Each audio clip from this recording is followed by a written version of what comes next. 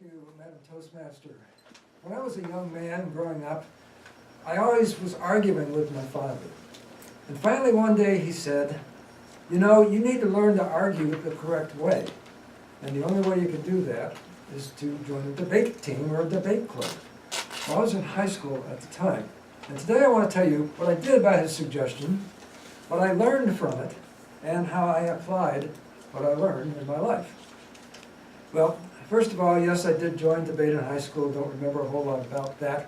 But what I do remember a lot about is when I first went to college at Penn State, one of the first things I did was join the debate team. Now, Penn State had a very interesting setup. There was a men's debate and a women's debate. This is the early 60s, okay? So we didn't mix it all. And it was like a club, not unlike Toastmasters, where not only did we learn, but we had fun, and there was a lot of camaraderie, and it was unrivaled in that sense. So it was a lot of fun. But more importantly is that you got academic credit. And for every semester that I was in debate, which was all 4 years, so add that up, I got 3 credits for semesters, and when we went to the term system, it was 2 credits per term, 3 terms a year. Bottom line is I had more credits in debate than I did in my major, which was meteorology. And that helped me graduate early and get an early start on my career. So that's certainly what I got out of it. That was an amazing experience for 4 years. I got to travel a lot to different tournaments around the Northeast and met a lot of people along the way. And it was just lots of laughs and, as I said, camaraderie. So, okay, I did that, fine. What good did it do me once I graduated? I'm a meteorologist, all right? Well, first of all, I think the first thing I learned is to be open-minded about topics, okay? In debate at Penn State, you had to learn both sides of a topic, regardless of whether you believed in the side you were going to debate on or not. You had to learn both sides, you had to debate both sides. And after a year of debating both sides, you didn't care about either of them, actually. But it really stayed with me because today there's a lot of issues in the world, and I try to get both sides of the story. Yes, I have my own opinions, but I try to understand where the other side is coming from. Sometimes I'll see a headline in a newspaper, and it looks like, gee, that doesn't make any sense. And I'll read the article, and it was totally out of context to what was in the article. Or I'll watch television. I'll watch MSNBC, and I'll watch Fox, and I find I've got to do both just to get the whole story. So I learned by being open-minded and seeing both sides has helped me in life to do the same thing. We have a big issue right now, sadly, unfortunately, with schools and guns in schools. And there's probably more than 2 sides to this story, but I'm certainly objectively trying to listen to what people are saying to see if I can come up with an approach of my own of how I think about the whole thing. And I'm not there yet, but I'm listening to both sides. So that was a very important thing that I learned. A second thing that was very important was to listen. In Toastmasters, we are for better listening, thinking, and speaking. And there's a reason that the word listening is first. And I'm not as good at that as maybe I ought to be. But in debate, you had to listen to the other side if you're going to have any hope at all of objectively or even subjectively refuting what they said. Now, if you've ever heard a college debater, you know they go real fast because they only have 5 minutes and they have to get all this information in one little bit of time, and if they don't get it in, they've missed the whole point.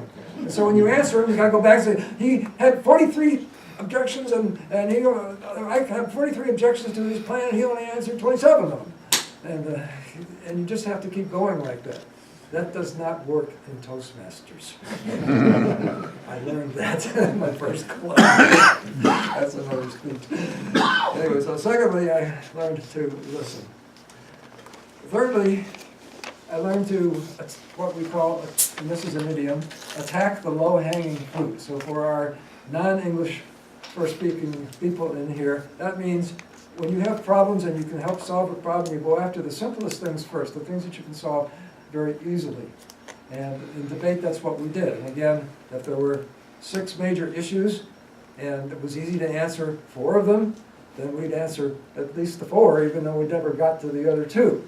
So attacking the low-hanging fruit has been with me all my life. Sometimes this has been a detriment, really, because it was really the 2 that weren't low-hanging and they were the ones that I should have gone after. but that's what happens sometimes. So, another thing that I learned by being in debate all this time, I wasn't all that great a debater really. I was average, I suppose. Got a few trophies, but nothing really terrific.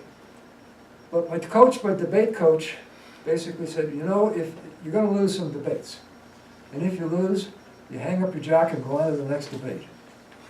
And I've learned that. That means you move on. Okay, you're not going to be able to solve an issue. You move on to whatever the next thing is. So how did I apply all of this? Well, I had the advantage in college when I went to graduate school, and I was an assistant debate coach of the people that were coming up behind me.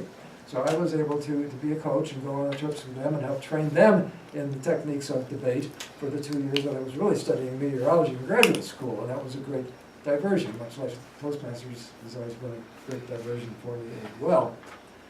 And perhaps the most important thing that I think I did and that I'm most proud of is my first tour in Hawaii in the mid-'70s.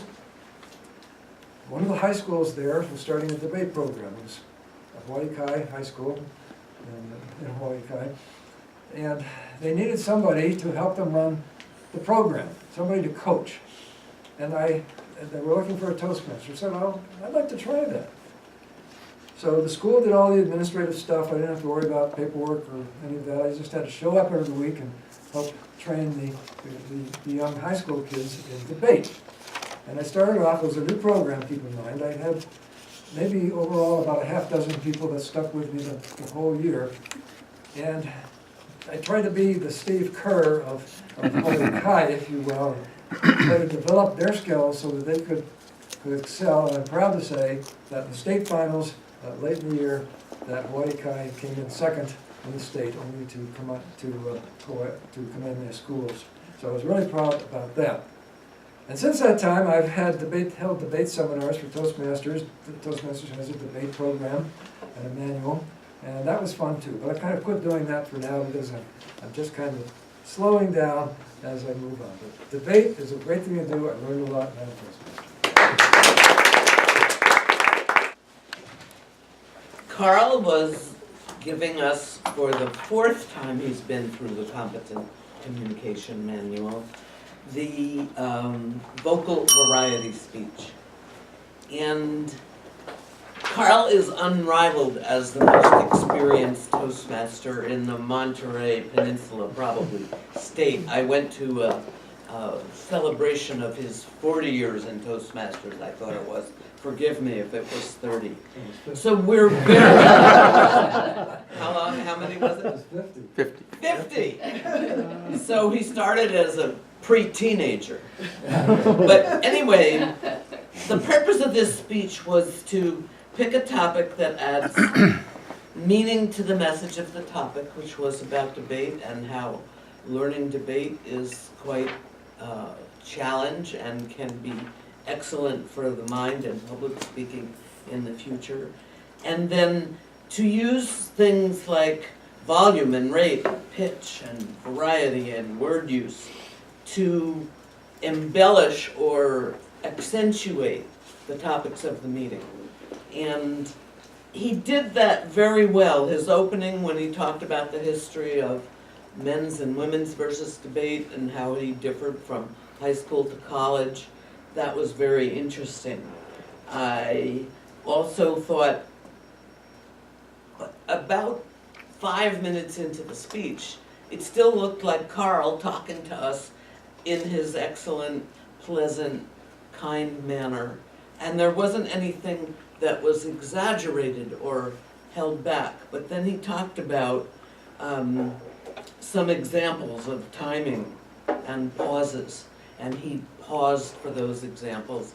And then for timing, he talked real fast and he said, that doesn't work, either in Toastmasters or here in a college debate team.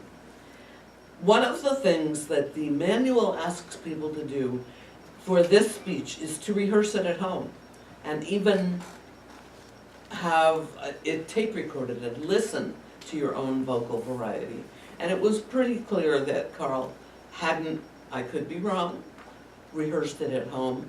And at one point he did, which is something that any speaker does, that is getting ready for the third speech is you're looking at your notes and you're not paying attention to the speaker and you're kind of getting ready for your next speech. I thought I caught you doing that. Forgive me if you didn't.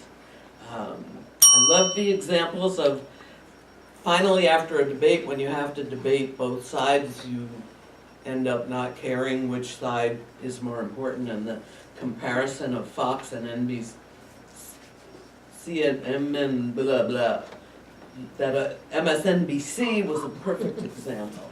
Yeah.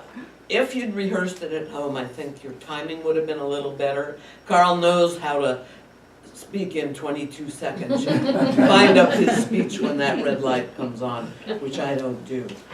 Because that attacking the low-hanging fruit first was a great example for all of us. So that's it, Carl. We look forward to many, many more and more exaggeration.